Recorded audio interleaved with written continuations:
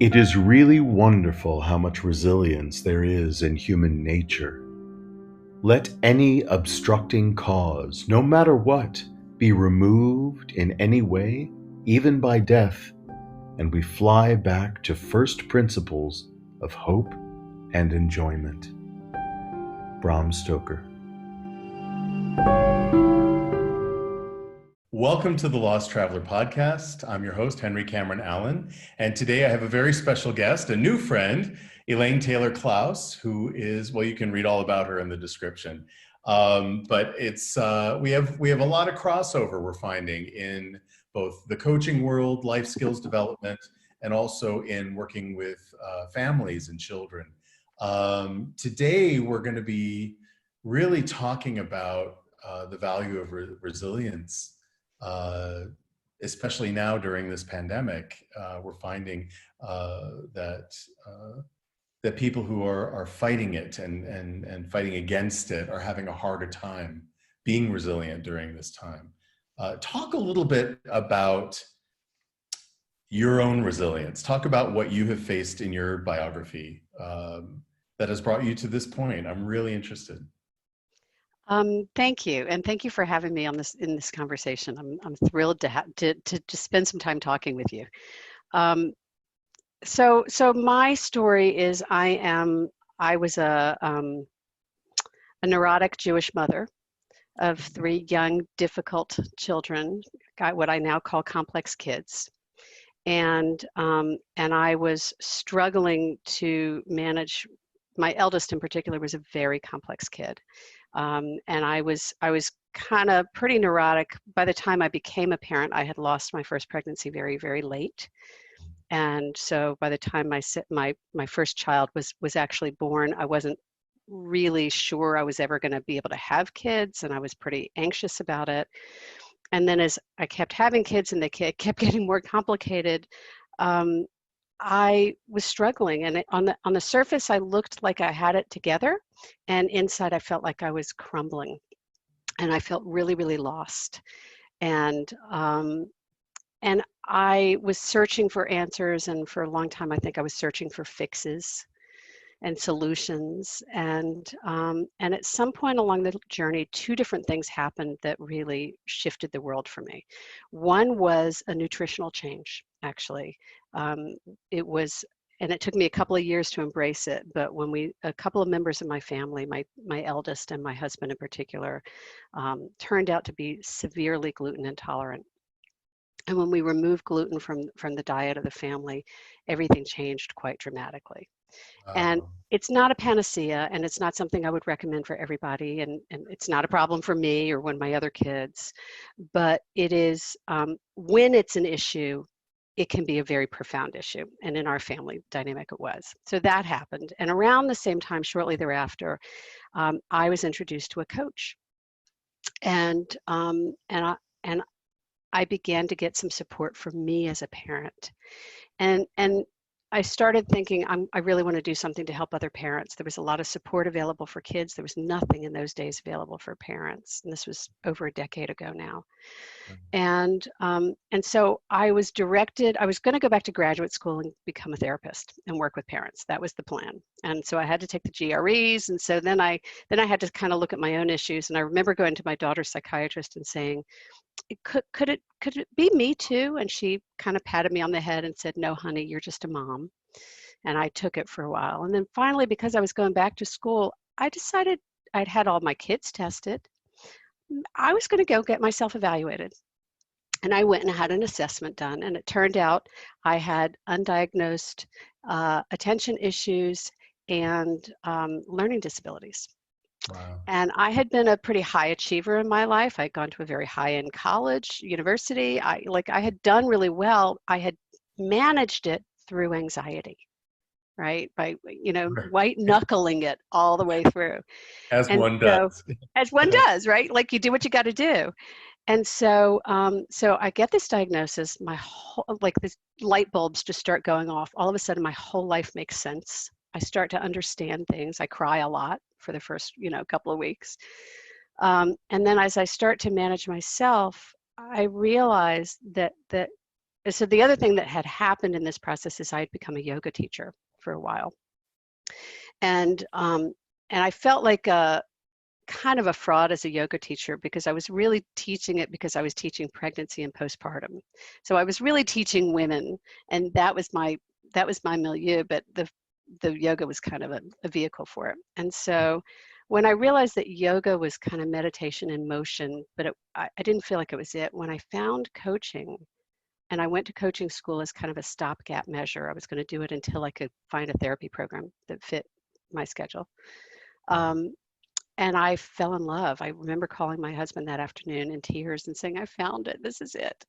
Because I found that coaching was a modality that was positive and empowering and wellness based, and made the assumption that there was nothing broken that needed to be fixed. Right? Here we are, we're fine. How do you understand where you are, and how do you get to where you want to go? And when I started kind of applying the principles of yoga, it was almost like coaching was the verbalization of yoga for me. Yes. Right? I mean, yes, it was. I can see that. Does that resonate? It was kind of the same thing, but now it was the same energy. It was just happening with words and a different kind of relationship and experience. And so I dove into coaching 1,000%, because I recognized not only was it helping me, but it was beginning to transform my relationship with my kids, my relationship with my spouse, my relationship with myself, probably most of all. Ultimately. And ultimately, that's really where the change starts, is it always starts with us, Yeah, it's true. And within a couple of years, my husband had sold his business, and he was becoming a coach. And I realized that I had discovered something that could really make a difference for parents and families.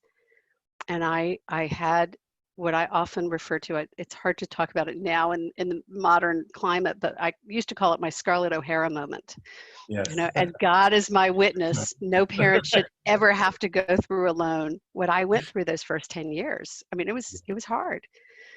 And so this is a long way of getting to resilience, but through yoga, through coaching, through mindful awareness shifting, I began to let go of the anxiety through my own diagnosis.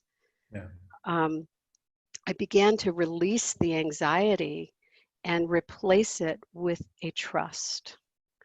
Trust in myself, trust in my kids, trust in the universe. I started trusting that things would be okay. Trusting in process. Yes. I imagine as well. I mean. Yeah, completely. It's all about process instead of outcome. And we tend to be so outcome focused. What's going to happen when? That we forget that it's really, I mean, that it's cliche because it's true. Life is about the journey. Yes. It's really all it's about, is this moment right now. This is it.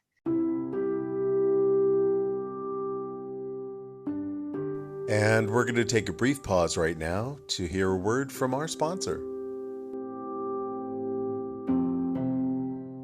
Wherever you are, wherever you're listening, this is it. This is all we have. There's no time machine that can take us into the past, not even 10 minutes ago. And there's no time machine that can take us into the future, right? No. And this is it.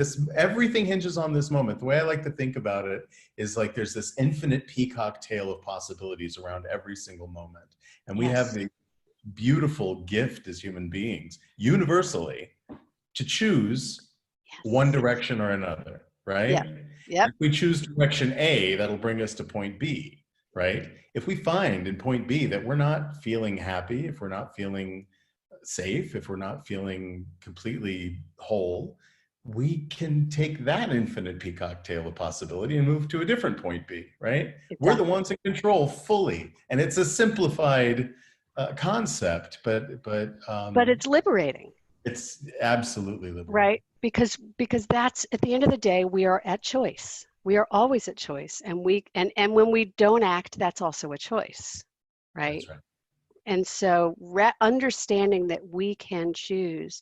And so we can not only choose our actions, and for me and my work, probably more importantly, we can choose our mindset.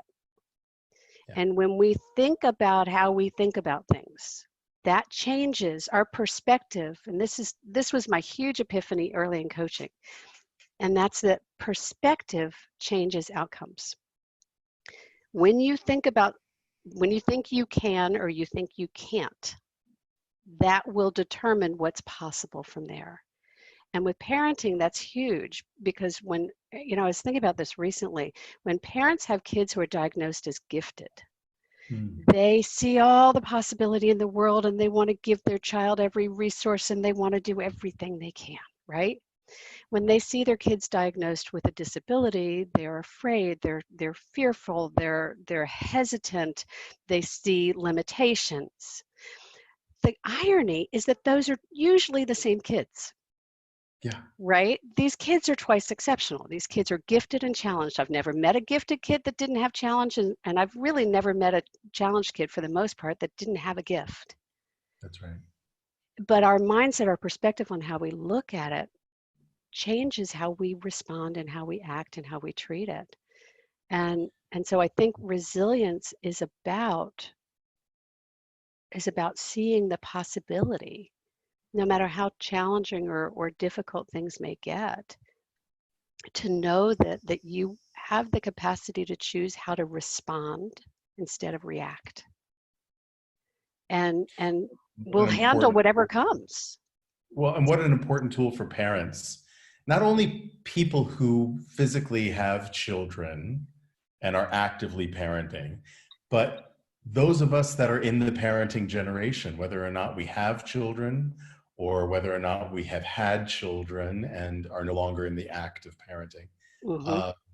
We are always in the act of self-parenting as well. Yes. And so those skills are essential and universal. It crosses culture, it crosses socioeconomics, it crosses everything. And so this is such a vital conversation in the context of what this podcast is about, because we are now in a time where we're all pioneers, right? We are all children wandering in the woods. Right? Yep. We're Hansel and Gretel. We're laying down stones or breadcrumbs, or whatever it is, and we are blazing new trails. We have to blaze new trails, right? And so, what I try to approach this podcast, but also in my clients' conversations and dealings with family and friends, is trying to sort of hold up a mirror and reflect the empowerment by virtue of how I'm living my life, right? Yeah. I can't tell, you can lead a horse to water, right? But I can only be authentic in the moment that I'm in, and the tools that I have in my kit. And what I hope to do, and by bringing people like yourself who are experts in their field, who have done the work, we lay our toolkits out, and nobody can use our tools the way that we use them, but they can synthesize them with the tools that they already have and create unique tools for their own lives and their own futures, right? Yeah. And it's the mindset. You're absolutely right. You wrote this book, The Essential Guide to Raising Complex Kids, and I do want to touch on that because that's again part and parcel to this conversation. Not only if you are in the act of raising complex kids, we are all complex kids. Well, let me riff on that for a second, because as you were talking, here's what I was thinking. So I'm getting ready to publish this book. It's coming out in a couple weeks, and thank you. And it's been 10 years in the making. And my favorite thing about the feedback I've gotten so far, the reviews I've gotten so far, has been the people who've said, I'm using it to parent myself. Yeah. And that this is really helping me parent myself from a different perspective. And that to me is pure joy, because that's really, the change does start with us. And when we can treat ourselves with love and grace and respect and positivity and discernment instead of judgment, we can create an environment that allows us, however we're interacting with others, whether it's with kids or in schools or in families or as a traveler, however you interact with the world, what you bring starts with the sort of the approach, the energy that you come from.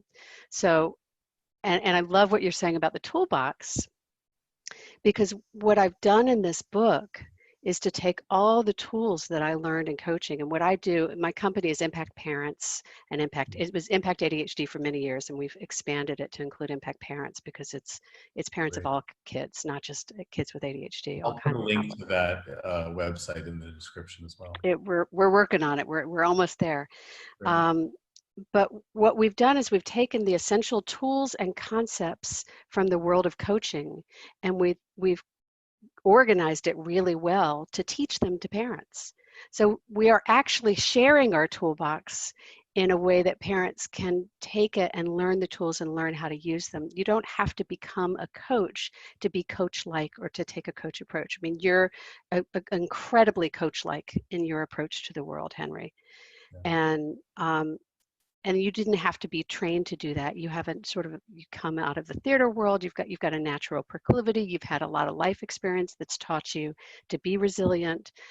And so what we've learned is that parents can learn these skills and these concepts, and it's kind of both practical and theoretical, and they can use it to shift the dynamic with themselves and with their families. And so that's what's exciting to me, is that it is a toolbox, and that you can find tools that speak to you in this toolbox, but you don't have to be able to use the whole toolbox. Right. And as I say, you can synthesize them with the tools that you already carry and create Exactly. unique tools, right? And you'll know when it's the right tool. You're the crafts person. You're the one who's creating these tools, right? And so it's so important now, especially when we're in a state of, I don't know, it feels like we're in a stun. Uncertainty is the term I've been using a lot. Yeah. Yes. How would you say, either you yourself or the way that you advise people to make those syntheses? How do you advise people to take new tools that you're gleaning and put them together with the tools that you have? It's a great question. Forward? I think, part of my objection to traditional parenting paradigms is, as a parent of complex kids, they didn't work for me. And I kept trying them and they didn't work. And then I felt more and more of a failure, right? I felt like the worst parent in the world because I was doing what they were telling me to do and it wasn't working. Right. And it's because I was doing what they were telling me to do. And so the approach that I'm introducing, this coach approach, is about really understanding your values, understanding what's important to you, getting clear on your priorities, so that as a parent, you can trust your instincts and trust your gut and do what you feel is right for your family, and not try to fulfill somebody else's expectations. So we talk about shedding the shoulds, right? Yes. And stop shoulding all over yourselves, and and start really thinking about, what is this, how do I meet this child where he is or she is or they are, and invite them to grow and cultivate what's the gifts in them, instead of constantly trying to hold them to some other standard that they never fit in. And we'll be right back right after this.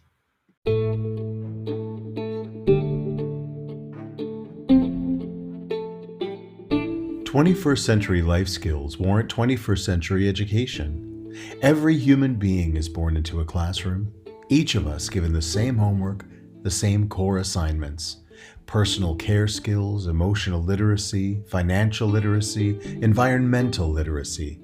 These and other essential life skills are unique, learned and used by each of us every day of our lives. Indeed, they are the common thread in our humanity, core to individuals and the communities they construct, surviving and thriving. Raising the bar on life skills education for all. This is the mission of Parenting 2.0. Visit www.parenting2pt0.org for more information.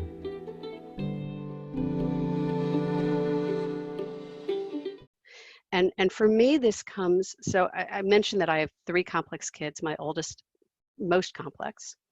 My oldest is also, at this point, extraordinarily accomplished.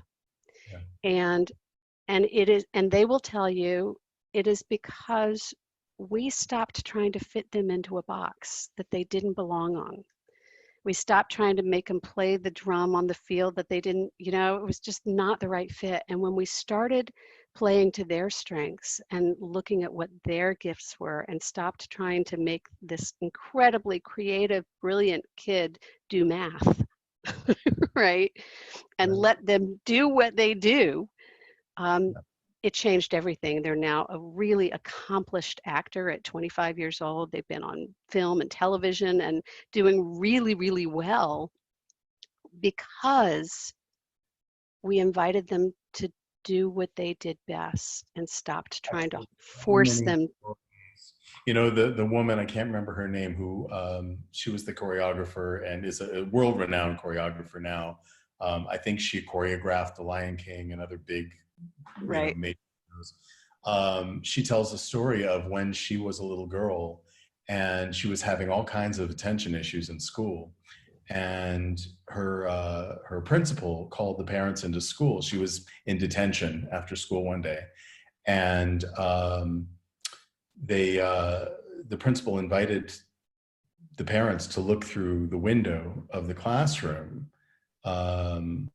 to peek in to see what they were all experiencing with their child. Mm-hmm. And she was up on the desks. She was moving all over the room. She couldn't sit still. She couldn't focus on anything. And the parents were very worried because of the stigma that a lot of kids have that are complex, thinking that she was, such a problem and a burden for all of the faculty who did her. And the principal reassured them, said, no. I wanted to show you this because I think she belongs in the School for the Arts. She's obviously a dancer and a mover. And for her to be in this conventional prefab educational box isn't serving her. And we had a very similar experience, really similar. I for a moment I hated our principal for it, but it was the best gift because they wanted Bex to go to something called something camp. I don't know. It was going out to LA in January, February for pilot season, and there was a program and whatever. And so it would have meant taking them out of school and putting them in LA at 16, 17 years old. And we went to the principal and we're like ready for him to say, no, sorry, you can't do this. And he said, isn't that what we want for all our kids, for them to find what they love? And we were flabbergasted. We're like, oh no, now we have to, now we have to make this work. And it was crazy. And that's the other thing I want to say is it can be scary. To trust the universe, right? It can be scary to follow the bliss or to, leap and hope the net appears, whatever, the metaphor you want. There's no guarantees except for sort of knowing that you will dance with whatever happens and make the best of it and make the best next decision that you can make until it's time to make the next decision. But we tend to try to wait to make decisions until we have all the information and all the evidence and everything. And the truth is, look at what's happening right now. We can't do that. We have to learn to be more adaptive and to make the best decision we can until we have different information. Right. And that's particularly challenging the educational world. Yeah.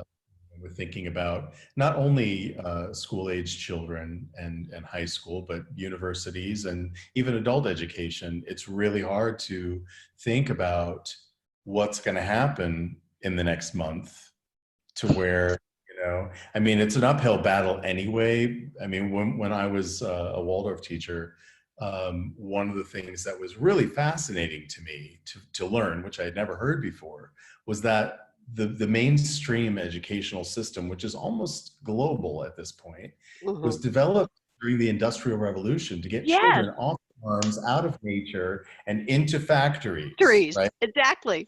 Yes. Right. And now it's no longer factories; it's cubicles in corporations, which is essentially the same thing, right? But now we need to figure out how to educate for critical thinking in a way that we didn't have to before.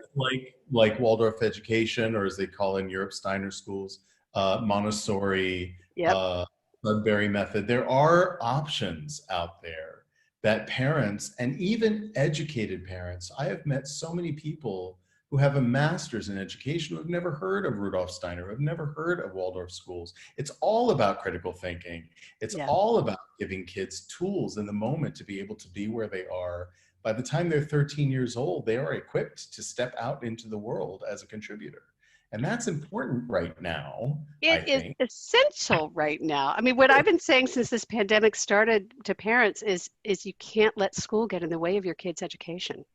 Oh, This is the time to teach life skills, to use the kitchen as a chemistry lab, to like now is the time. We are having a gigantic reboot, right? It's a huge opportunity for us to reevaluate what it means to be learning. And you know, it's interesting.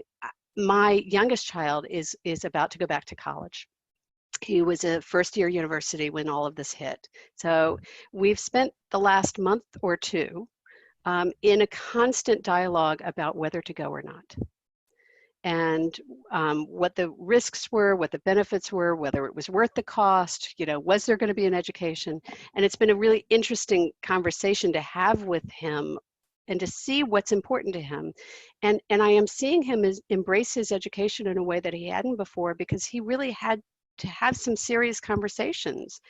And he's been in touch with every one of his professors and you know, made the decision based on what his learning was going to be. And that's new. And that's new for him for sure. But I think a lot of our kids, if we give them the opportunity to be in the conversation, and this can be for kids of any age, like to really talk about, what do you want to learn? What's important to you about learning? If we can let go of I have to meet these metrics. right. And really lean into, I want to educate a whole human here. What does that look like? Well, keep that spark of wonder and curiosity and love of learning, right? I mean, when I talk to a lot of young people, your kid's age, my son would be 25 today. Yeah. In those conversations of, where do you learn your life skills from? I would say 98% of them have not said from my parents. Or my teachers. They'll say YouTube. Friends. Yep. They'll say YouTube. They'll say my friends, social media, by watching the world going on around me. You don't think that this state of the world now isn't a gift to these kids in terms of learning resiliency, hands-on experiential learning? Yep. They are learning by observing. They're learning by having to sort out truth from fiction. In the news, in the mainstream media, even from the government. And this is all around the world. Yeah. They are gaining skills right now, aren't they? As we all have, right? The world has never not been in chaos. Our ancestors experienced global pandemics before. Even our grandparents and great-grandparents, if they were around during the Spanish flu, hey, you know? Well, and my mom has been talking about the polio summers. Right? Polio, yes. And that was not that many decades ago, but they would be sent out of the city, and she grew up in New York City, and they would send them out for 8 weeks at 6 years old because there was polio.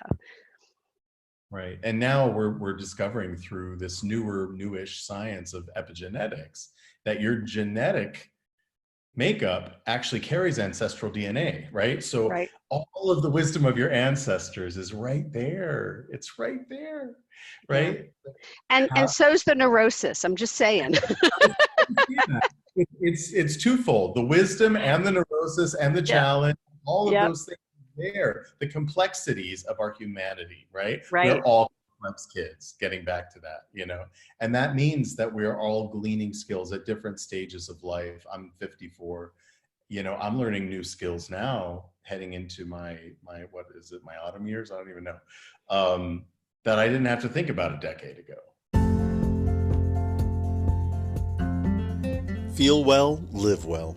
Vox Life combines neuromuscular science with decades of proven research to help you achieve your wellness goals. Safe for all ages, drug-free, and with no invasive treatments, Vox Life products use the patented Vox HPT, a special tactile pattern that activates your body's neuroreceptors to reduce aches and pains, keeping you at maximum performance every day. The new Neurovax Patch Immune System Optimizer is on special through April 27th. Visit dianedinkmeyer.voxlife.com for details. That's VoxLife, VOXX Life. Yeah, the world's a very different place, and our capacity to, in coaching we call it dance in the moment, right? Yeah. Our capacity to be with whatever happens, and to trust our ability to be with whatever happens.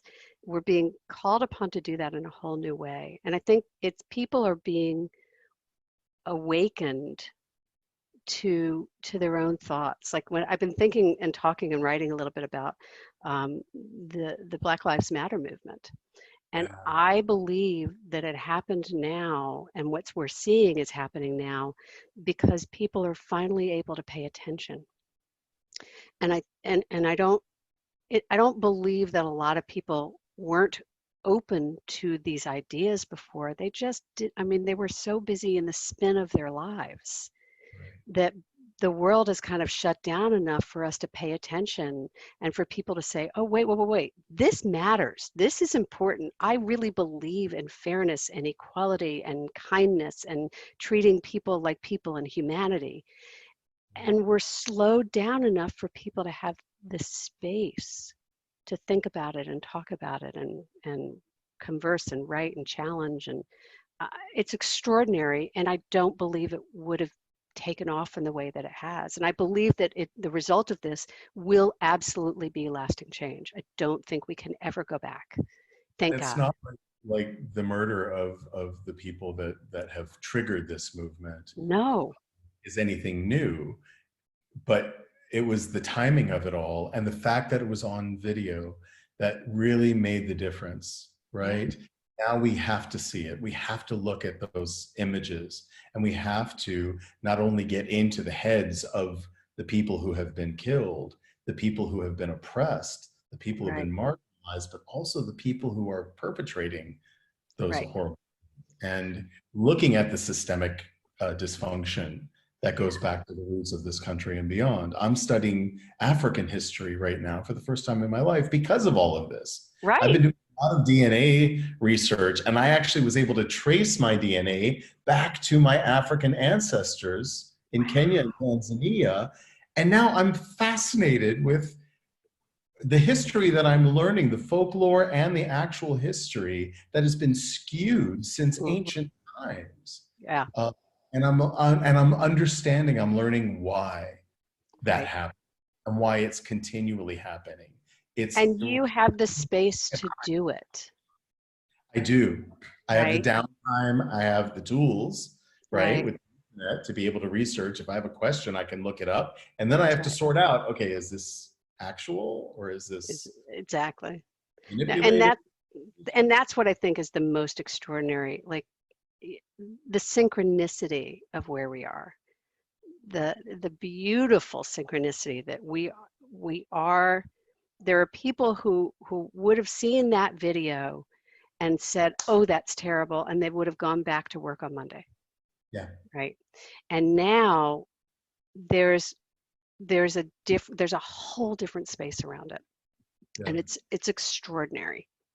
And I think it's just part of everything. Like, it's all happening right now for some reason that we don't really have to understand. But again, this goes back to, but we do kind of have to lean in, right? We have to, we have to dance with it, because we are living through a profoundly important historical shift. Really. Universally. In human consciousness. I think in order to get back to the origin, the most ancient impulses in our humanity, to recognize all of us as one, I think we have to see color, and we have to see culture, and we have to see real history, and unlearn a lot, right? To create the space for for better information to enter, to I've process. been doing some training in positive intelligence, taking a training class in positive intelligence, and one of the concepts in the realm of positivity and positive psychology is the notion of distinguishing between judgment and discernment. Mm. And that we have historically had a tendency to judge to judge that which we don't know, to judge what we don't understand. And we are moving into an opportunity, as you say, like we are one. We're all human here. We're all this universal being, consciousness, whatever. And when we can discern the differences without judging them, that's what allows us to embrace them and respect them and integrate them. And there's this beauty to it that we have feared in the past because it was other, and we have this new opportunity to embrace it because it's us. Yeah, Right? true. And it always has been, Dorothy. Yes. You know, that's the beauty of this whole, it's a gift. I'm looking at this entire time as a gift. I know that people are Yeah. challenged. I myself, my artistic industry has tanked completely. Nobody in the world is going to theater right now on the Yep. planet, right? So I have to think outside the box. I have to think about preserving. I have to think about, you know, any source of income that I've had in the past is gone, right? For This is now. work. This is my industry for now. But I can take this time now to tap into my toolkit and find the tools for resilience that I have accumulated over a lifetime, right? Over half a century, and implement them into the world. Discern, as you say, which ones are going to be helpful right now to me and to others.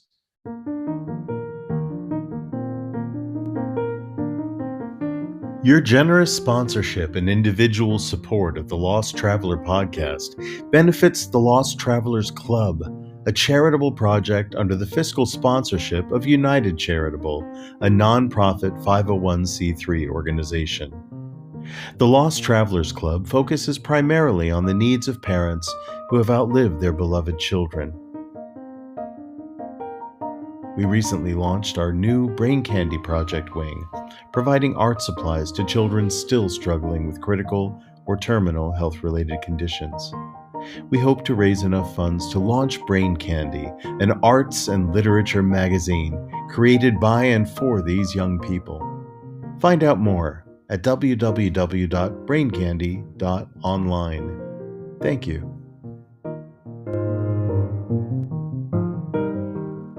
So here's what I want to say, and I was interviewing somebody earlier this summer, a developmental pediatrician, and he was saying what you just said in many ways about you know, being aware of what's going on and like taking the opportunity, and he was also emphasizing that some people are having a really hard time here. And so we want to honor and acknowledge the reality of that there are people for whom they really are in crisis, and this is driven to crisis. We're going to see an aftermath of homelessness that's going to be horrifying in all of this, with the evictions and like, I don't want to Pollyanna and say this is all a beautiful, because there is some pain and some suffering that's going on, and it's real. And we want to honor that and acknowledge that, and also know that it's part of this rite of passage, whatever it is. And so it's the time, if there was ever a time to ask for help in the midst of a global pandemic, if you are listening to this and you are surrounded or feeling in crisis or having situations that are really out of your control, now is the time to seek help, ask for help, reach out. There's no shame in it. And there's no more important time than now, when people really are trying to help each other and want to help each other. That there are resources out there to get the help if you feel like you need it. So I don't want to miss the opportunity to say that. Thank you for saying that. I think it's really important. Mental health is going to be a huge must focus as we emerge from this. Yeah. and the help is there. It is always there. No one's truly alone. One of the things that I personally have been struggling with, because I'm a hugger, is the Yes. fact that I can't hug my friends and family. I have to keep a distance. And, I keep thinking about the stories that I've heard of orphaned children in, say, Romania, And touch. who are not touched and they die. This is such an essential part of our humanity that we now have to, again, become resilient and get through this gauntlet that we've all got to run through right now. Mm-hmm. And so that we can, when we come out on the other end, which we will, it will not be the same. There's no such normal. There's no going back ever. Progress only moves forward, right? That's right. And we will emerge from this one way or another. Yeah. And my hope is that even something as simple as a hug will not be taken for granted, Right. And these human connections. I know that you've got to go, and I want to respect your time. I want to thank you for the time that you've spent. I was going to say, I could spend hours here. I wish we could. I know, this happens every time. And I will definitely invite you back. I think there's so much more to talk about. But as we wrap this up, I always ask my guests to reflect on this past time that we've shared. And if there are 3 things that you would like the listeners to draw from this, to ponder, to carry in their toolkit, reflect back on 3 things that you'd like people to take away. 3 things. So I think the first thing that's coming up to me is trust yourself, right? The change starts with you. Trust what you know, and trust your capacity to be resilient, right? And your kids' capacity and your family's capacity. Just, leaning into that kind of self-love, self-trust, self-knowing. That's maybe that's all 3, but that's certainly the first one. I think the second is that we didn't talk about it specifically, but this is a marathon, not a sprint. And so knowing that we're in this for however long we're in this, and to be in the journey of it instead of trying to stop it, because it's that mindset piece of just being okay with whatever's going on, and knowing that you can be with it. And I think that's a huge piece, is to ride the wave instead of trying to stop the wave. You're not going to stop the wave. It's going to be what it's going to be. And I think the third is to stay connected and ask for the help you need, and know that you're not alone. That a lot of that resilience comes from simply having conversations or talking to people, or it doesn't matter whether it's virtual or in person, but to externalize and connect and lean into whatever relationships you have in your life. Absolutely. That's what comes to me. Thank you. Thank you for that. I want to touch back on something you just started to talk about a while ago about nutrition. That also is a very important part of sort of being connected to your instinct. And I think about, I've gone through major transformations from nutrition, and that's a whole other conversation. But it is that junk food that's a little is pulling on me, right? And I want to talk about it. So maybe we'll talk about that next time. But Elaine Taylor-Klaus, thank you so much again for being here. Listeners, look for the Essential Guide to Raising Complex Kids, which is coming out very soon. Very soon. I'll have links in the description to all of it. And we have some great bonus materials. So we'll give you some links so that people can, if they sign up for it, they can get not only a sample chapter in advance, but also some parenting in a pandemic bonus, and something about, another fun one about what not to say to parents. Fantastic. Well, thank you for that gift. I really appreciate it, as I know our listeners do. We will be back next week with another episode. So stay tuned, and thank you again. Great to meet you. You too. That was awesome.